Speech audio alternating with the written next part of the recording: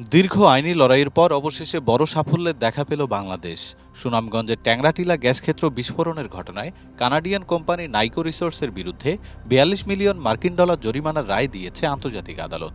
যুক্তরাষ্ট্রভিত্তিক international centre for settlement of investment dispute বা ICSID tribunal এই অর্থ বাংলাদেশকে পরিশোধের নির্দেশ দেয়।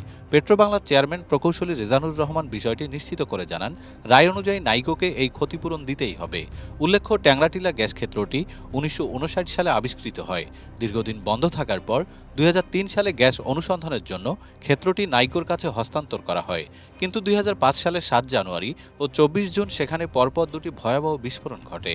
এতে গ্যাস ক্ষেত্রে মজুদ গ্যাস পুড়ে যায় এবং আশপাশের স্থাপনা ও সম্পদের ব্যাপক ক্ষতি হয়। এই ক্ষতির দায়ে পেট্রোবাংলা নাইকোর কাছে ৭৪৬ কোটি টাকা ক্ষতিপূরণ দাবি করলেও প্রতিষ্ঠানটি তা দিতে অস্বীকৃতি জানায়। এরপর বিষয়টি আন্তর্জাতিক আদালতে গড়ায়।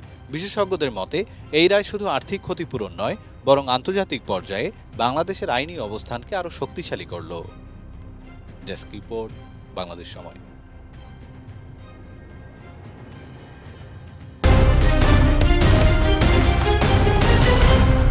বাংলাদেশ সময়, সবার আগে দেশ।